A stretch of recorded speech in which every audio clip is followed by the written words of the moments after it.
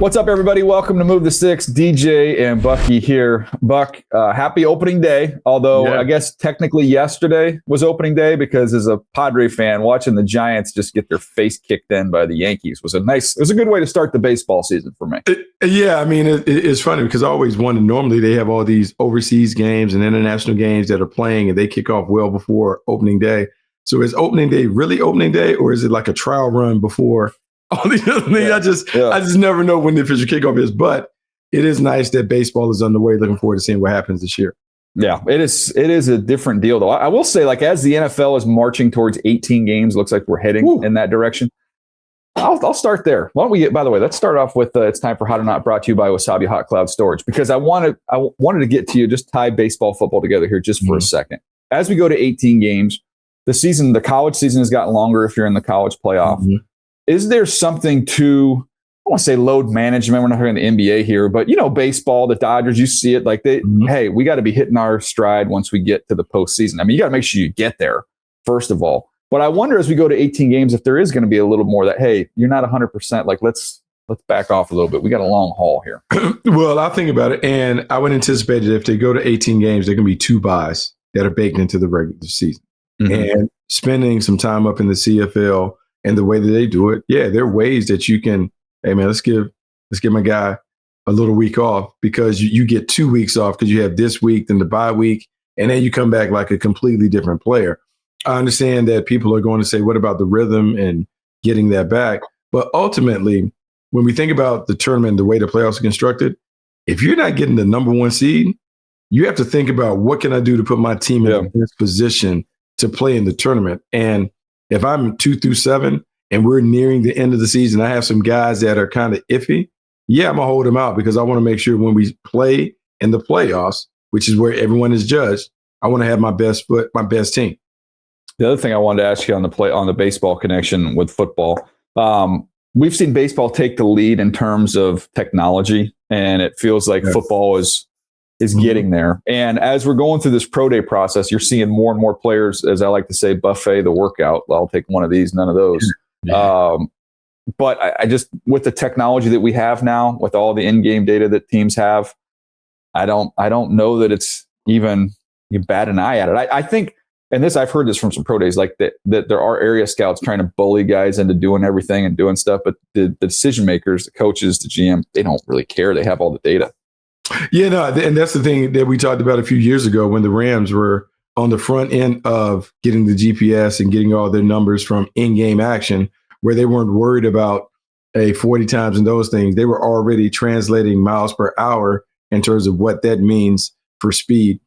I do think, coming off of Ohio State's workout where Caleb Downs didn't do any of the athletic testing, did all the stuff, you are going to have these empty buckets that I just remember how crazy it was when we were scouting, running around and basically pleading with this. I told you this story before. I had Lindale White, had a good grade on Lindale White. With the Panthers, he was our type of back. And I'm like, Lindale, I got to get a 40 on you. Yeah. I can't stand on the table. And he ducked and dodged and never gave us one. Yeah. So then it was time to pick. We couldn't draft him. He goes to Tennessee, but a lot of it was because he didn't complete the athletic stuff. And I have this, hey man, I got to fill out this form, and you got to give me a 40, no matter what it is. I need something. Do you remember carrying the Wonderlicks around? Because I remember, like, you'd get an email from headquarters, and it would be like, hey, you cannot leave this pro day tomorrow without such and such taking the Wonderlick. So you better hunt him down and make sure he takes it. We don't have a score on him. I'm like, oh, that's fun. That's a fun assignment. But I do think the technology is cool. And you're talking to teams now and talking to guys on the phone in the run up to the draft. I don't know if you've just kind of come across this, but I'm hearing it a lot more. We would talk about players in terms of blues and purples and reds and all that kind of stuff, and especially more so with pro grades. Mm-hmm. But now, in terms of the testing, instead of saying I like this corner, like he's a low 4.4, he jumped 40. It's like, no, he's got gold. Like, he's gold in terms of his explosiveness. Splash plays, he's in the blue category. They've kind of got all these different colors now that are that's how the language has changed a little bit. Yeah, colors, emojis. It's very much a visual experience as opposed to like how we had to write and do everything and read reports and all that. It seems so archaic now to think about like that old process where we all sat around and read from my big old binder and no video playing in the background. But no, it's a different thing. But I do think there's value to that. I remember Ron Wolf would talk about like in reading the report or hearing your report, I should be able to visualize the player. I think now with the color codes and some of the emojis and some of the other things that people are using within their reports, it does give you a better picture for what this player is and what he will be at the next level. Yeah. And AI is a real thing. Teams are incorporating it and using it and trying to help their process as they go throughout. All right. That was this week's Hot or Not segment, brought to you by Wasabi Hot Cloud Storage. Store more and do more with your data. Try them for free at wasabi.com. Buck, you got a new mock draft out. We're gonna work our way through this thing here. I want to start first of all, before we start with pick number one. Biggest bone to pick people had with you on this thing. Biggest bone to pick. Let's see. I would say that Caleb Downs going to the Washington Commanders at 7 has drawn a bit of a reaction in terms of, hey, why would they take Caleb Downs when they could take a corner, Mansur Delane? Like, it seems like that they would just take him, not another guy that can post in the middle. They signed Nick Cross, yada, yada, yada. So that has been one. I would say Kansas City at 9, not taking Ruben Bain and going for Francis Maui Noah. Yep. Yeah, like that has been one. Let's rip through. We'll talk go top through 10. We go through the top 10 and then we go. So at 1, Las Vegas Raiders taking Fernando Mendoza. The New York Jets taking David Bailey at 2. Arizona Cardinals taking Orville Reese at 3.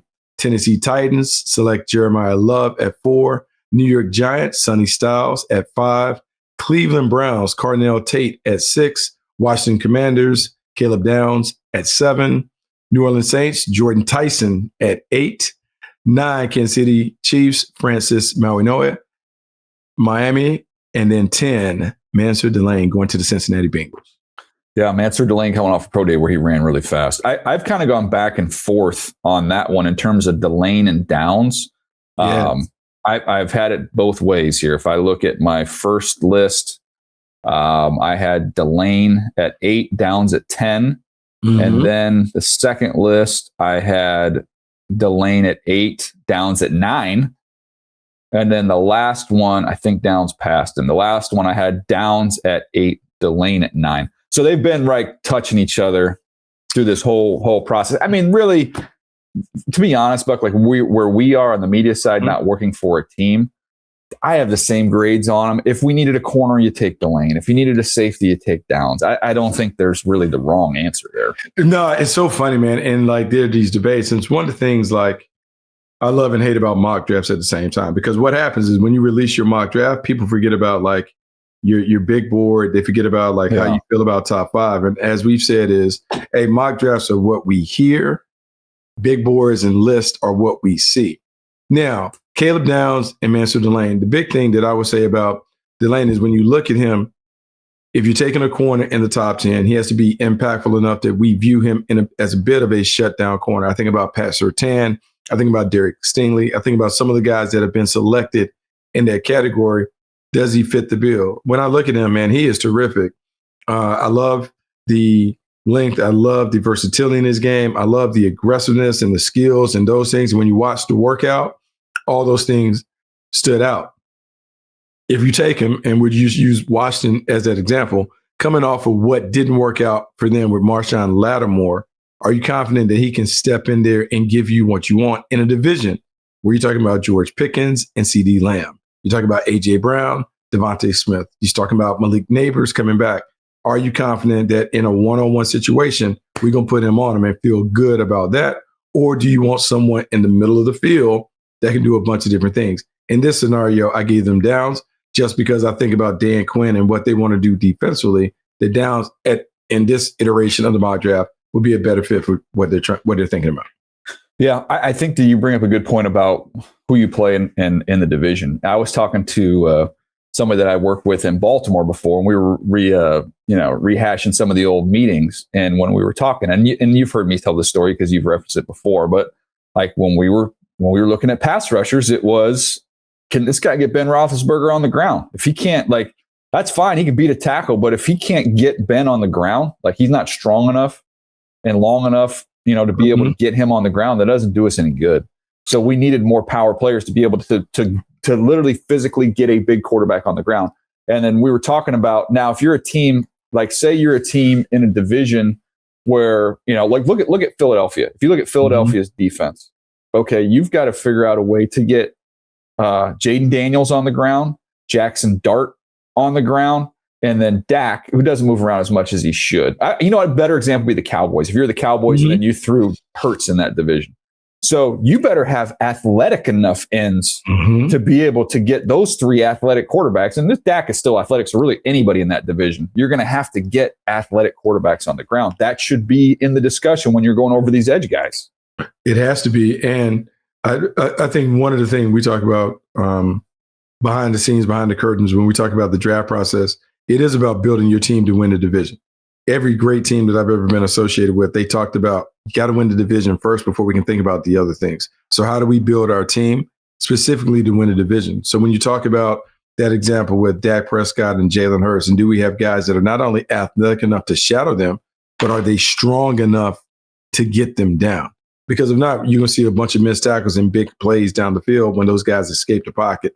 When we think about the receivers that we rattled off in the NFC East, do you have guys that can match up with what you're dealing with? When I look at the Cowboys and CeeDee Lamb and George Pickens, not only the length and size of Pickens, but the run after catch ability of both playmakers. Can you tackle them in space? All of those things have to be factors. Some divisions, like you think about the North and Derrick Henry, can you tackle a big back? Do you have guys that can handle the physicality that is associated with the division? You better know what you're facing 2 times a year and have a team that can deal with that before we start thinking out about the bigger part of the conference and some of the other teams that are on your schedule. All right, I'm just looking this up on the fly here. I'm pulling some numbers. So Delane ran in the mid 4.3s. I don't have the exact number, but talking to people that were there. So he's 5'1", 187, and let's just say 4.35.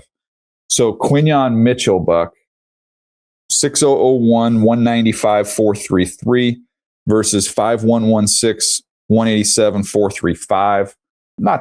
They're not that different. So if I told you you were getting Quinyon Mitchell as a player there, and I think those guys, I think they've almost been undervalued, right? You look at him, you look at McDuffie, both those guys kind of went in that they outside the top 10. But when you looked at it, we go back through our notes. I'm sure they read very similarly on all three of those guys. Smart, they're always in phase. They just don't get. They're just good players. And it's like, well, he's not 6'2", and those are the guys reserved for the top 10. I'm like, are we screwing that up? I think so. And look, I'm gonna say this, DJ, and I know like when you first started at Baltimore, like Ozzie and those guys always talked about like, hey, let's make sure we don't lose sight of the player, like how he plays. Because I do remember when Sizzle worked out at Arizona State and he didn't hit the marks that a lot of us were talking about, like, I don't know if we can take him or whatever. And then he's just a really good football player with really productive tape and all this other stuff. And he plays like that. I think we have to be careful sometimes in trying to break things down and trying to get all these tangible qualities when it comes to the numbers and the empirical data, that we don't lose sight of how well do they play when we look at the tape. When we look at the tape, do we feel their dominance and those things? And I think that has to be a part of it. And Downs and Delane's, when you watch them, they play at a high level. And that is why you're really comfortable taking them in the top 10, because they are plug and play starters. No doubt. All right, Buck, take us 11 through 20. Miami takes the big offensive guard from Penn State, Vanga. How do we say his last name, DJ? Yeah, Ioane. I always mess it up. Vanga Ioane. Yeah, I always mess it up. There are these things. Vanga Ioane goes to the Miami Dolphins at 11. Dallas Cowboys take Ruben Bain. LA Rams, Mekhi Lemon. Baltimore Ravens, Spencer Furneaux. Tampa Bay Buccaneers, Jamad McCoy. New York Jets, Avion Terrell from Clemson. Detroit Lions, Akeem Messidor, edge from Miami. Minnesota Vikings, everyone talks about this, Dylan Thieneman from Oregon. Carolina Panthers, Monroe Freeling from Georgia, and then Dallas Cowboys at 20, Colton Hood, corner from Tennessee. So the Dallas Cowboys you have here going Ruben Bain and Colton Hood. That's a really, really good combination. I was thinking about this with yesterday's news that was out there. It was reported that Myles Garrett had restructured his contract a little bit. Mm-hmm. So let me just pose. We're just having fun here, based off nothing. But I'd be curious. Give me the Bucky Brooks take here. If I told you those are the two players, you can have Bain or in Colton Hood, or you could get Myles Garrett, but it's going to cost you those two picks and maybe a player on your roster somewhere along your roster. Which package would you choose? Well, I'm the Cowboys. I'm going to take Myles Garrett because I know what I'm getting. I've seen him best on best. I saw him set the sack record. I'm taking him. And even if it's a 3 to 5 year window, I'm okay because it actually matches up with what I have at quarterback in Dak Prescott.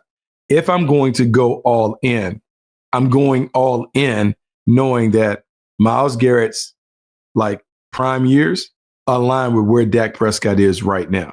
So we got 3 years to get it done. I got George Pickens on a franchise tag. Yeah, we'll sign him. We'll throw all the chips in the table and see if we can get this thing done in this 3 year window, knowing that after 3 years with Myles Garrett, we're going to have to figure out a way to blow this up and start over. So yes, I would do it because if you're asking the combination of Bain and Hood, it still pales in comparison to what Myles Garrett is and what he has been in this league. What if you were the Cowboys? Let me ask another area of this discussion here. If it was, say the cost was 2 ones and a player, right? If it was 2 ones and a player, which it might be more than that, I don't know. Maybe they want 3 ones, but and maybe this is just all pie in the sky. There's no chances it'll ever happen, but it's fun podcast discussion. Would you, if you were the Cowboys, rather do the 2 ones this year or a 1 this year, 1 next year? I'd rather do the 2 ones this year because 100%. If I'm Cleveland, I want 1 next year, though. Yeah, I want it. And you know what I would do? I would tell Jimmy Haslam and Todd Monken, hey, you know, we're gonna treat this like a technical foul. You can go down to the bench and pick who you want to shoot the free throws. Yeah.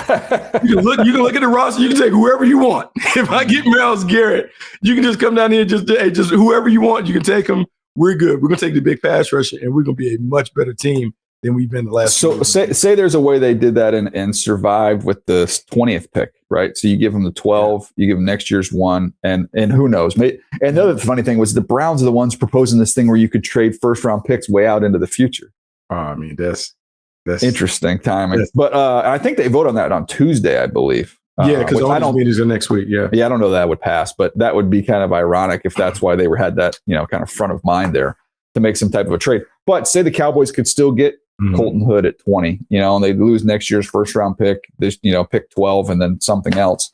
Now you're looking at, Buck, you think about this now from where they were. And obviously Micah Parsons is an unbelievable player, but if you could line up with Myles Garrett next to Quinnen Williams, next to Kenny Clark, next to Rashawn Gary, and then at least you upgrade one of the corner spots. They need help in the secondary. At least you update, one of those corner spots has been upgraded with Colton Hood. Holy biscuits. That would be, the Cowboys would be like the old school 90s Cowboys. It'd be kind of fun again. It would be fun. And when I think about the Cowboys, if I could get Colton Hood, but you're telling me I'm getting a consistent pass rush, well, yeah, this is easy work for me when I'm looking at this division and where we want to be. Because offensively, they can light it up. The biggest problem that you have for the Cowboys, outside of having a porous defense, who is the closer? Well, now I got one of the best closers. Might be the best in business. Yeah, I got one of the best in the business. We're going to win a lot of games because we can close it out. Yeah, and again, who knows? Maybe there's a 1% chance this happens, but it is a fun conversation. All right, Buck, let's rip through the rest of it here. All right, so at 21, here we go. Pittsburgh Steelers, Casey Concepcion. Chargers, TJ Parker, coming from Clemson. Philadelphia Eagles, Blake Miller. Cleveland Browns, Caleb Lemieux. Chicago Bears, your guy, Emmanuel McNeil Warren. 26, CJ Allen. 27, San Francisco 49ers, Cassius Howell. Houston Texans at 28, take Peter Woods. 29, Kansas City Chiefs, Sadiq. Miami Dolphins at 30, Omar Cooper. And let's just finish it. 31, Keldrick Falk goes to the New England Patriots. And 32, Brandon Cisse, corner from South Carolina, goes to the defending world champs, Seahawks. There you go. Some interesting things there. You got some offensive tackles. That's kind of like, there's like an alley there where the tackles just kind of come flying off the board. And I think they're all going to go. All that group of guys are going to go. The next one will probably be the Arizona State tackle. I'm not sure. I think he'll probably go in the first 10 picks of the second round. And then that's what I think he is. Like it's hard because I have seen in some mocks people have put him at the bottom of the first. But when I look at him, I'm like, he's raw.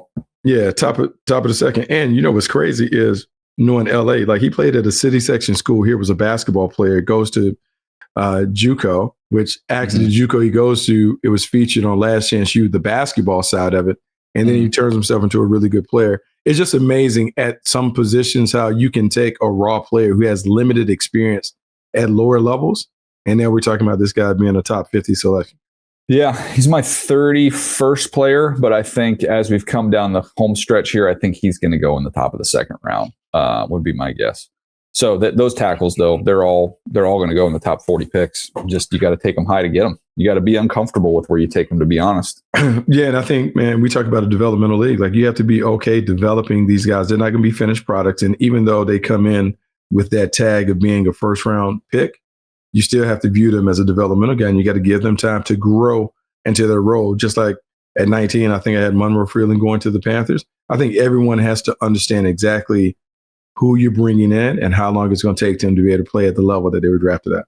Yeah, well, it's going to be interesting. I do think there's there's a lot of names in consideration for those last 6 or 7 picks. You could see this thing going a lot of different ways, but the one name I am curious on, Casey Concepcion, you have going 21 to the Steelers.